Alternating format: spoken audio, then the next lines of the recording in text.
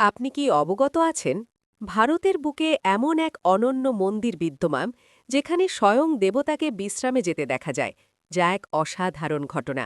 যেখানে দেবতার নশ্বর দেহ প্রাকৃতিক নিয়মে জীর্ণ হয়, যেখানে দেবতার নয়নযুগল সর্বদা উন্মুক্ত থাকে, যা এক অলৌকিক বৈশিষ্ট্য, আর যেখানে প্রচলিত মূর্তির বদলে স্বয়ং দেবতা জীবিত রূপে বিরাজমান।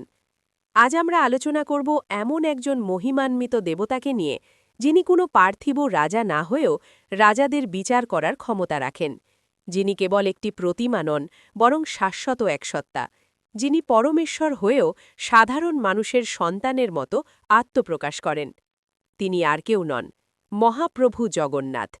এই ভিডিওটি সম্পূর্ণ দেখার জন্য আপনাকে অনুরোধ করছি, কারণ এর অন্তিম অংশে এমন এক গোপন তথ্য উন্মোচন করব যা জানার পর জগন্নাথ দেব সম্পর্কে আপনার পূর্ববর্তী ধারণা আমূল পরিবর্তিত হবে। অনেকের মনে এই ধারণা প্রচলিত আছে যে জগন্নাথ দেব বুঝি সনাতন ধর্মের অন্য কোনো স্বতন্ত্র দেবতা, কিন্তু শাস্ত্রীয় ব্যাখ্যা ভিন্ন কথা বলে। তিনি স্বয়ং ভগবান বিষ্ণুর এক বিশেষ প্রকাশ। তবে এখানে কিছু মৌলিক প্রশ্ন উত্থাপিত হয়। কেন তার কোনো বাহু বা চরণ নেই? কেন তার চক্ষু এত বিশাল?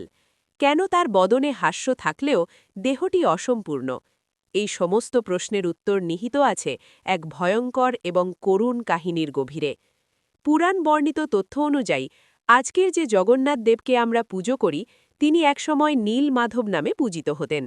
একজন আদিবাসী রাজা দৃঢ়ভাবে বিশ্বাস করতেন যে এই দেবতা কেবল পাথরের তৈরি কোনো নিথর বস্তু নন, বরং তিনি এক জীবন্ত, স্পন্দিত শক্তি। যখন রাজা ইন্দ্রদুম্ন এই দেবতাকে খুঁজে বের করার জন্য বিদ্যাপতিকে প্রেরণ করেন, তখনই এক গোপনীয় যাত্রার সূত্রপাত হয়। চোখে বস্ত্র বেঁধে পথ অতিক্রম করা, গোপনে সরিষার বীজ ফেলে যাওয়া, এবং পরবর্তীকালে সেই সরিষার চারা গজিয়ে ওঠা। ভিডিওর এই অংশে এসে দর্শকের মনে প্রথমবারের মতো এক গভীর প্রশ্ন জাগে।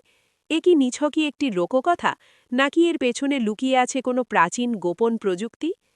জগন্নাথ দেব কিন্তু পাথরের দ্বারা নির্মিত নন, তিনি নির্মিত হয়েছেন দারু অর্থাৎ কাঠের দ্বারা। কিন্তু প্রশ্ন হল, কেন বারে বারে তার দেহ পরিবর্তন করা হয়? কেন পালিত হয় এই নবকলেবর প্রথা?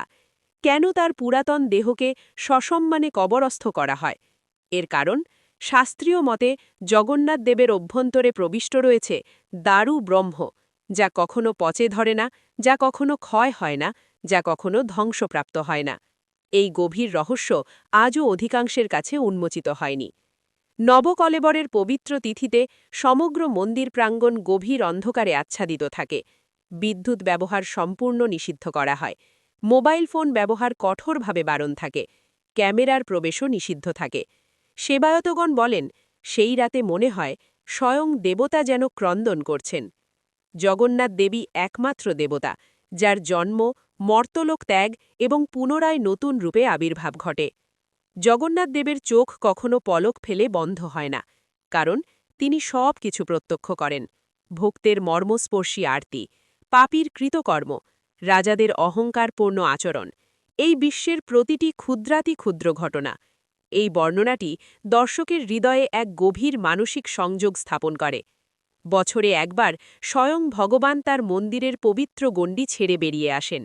তখন রাজা স্বয়ং রাজপথ পরিষ্কার করেন। ভক্তবৃন্দ রথের রশি টেনে নিয়ে চলে।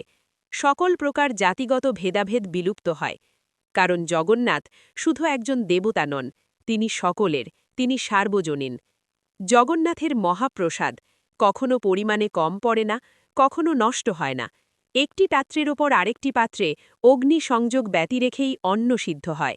এই অলৌকিক ঘটনা আজও বিজ্ঞানের কাছে এক অমীমাংসিত রহস্য।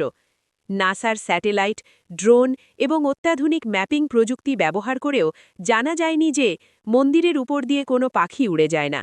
মন্দিরের চূড়ার পতাকা বাতাসের স্বাভাবিক দিকের উল্টো দিকে প্রবাহিত হয়। এ কি শুধুই কাকতালীয় ঘটনা, নাকি কোনো অপ্রাকৃত শক্তি এর পেছনে ক্রিয়াশীল? জগন্নাথ দেব আমাদের এই শাশ্বত সত্যটি শিক্ষা দেন। দেহ ক্ষণস্থায়ী, আত্মাই পরম সত্য। অহংকার নয়, ভক্তিই মুক্তির একমাত্র পথ।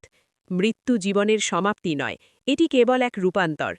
যদি আপনার হৃদয়ে এই অনুভূতি জাগ্রত হয় যে এই মহিমান্বিত দেবতা আপনাকে গভীরভাবে স্পর্শ করেছেন, তাহলে আর দেরি না করে এখনই কমেন্টার অবশ্যই লিখুন, জয় জগন্নাথ।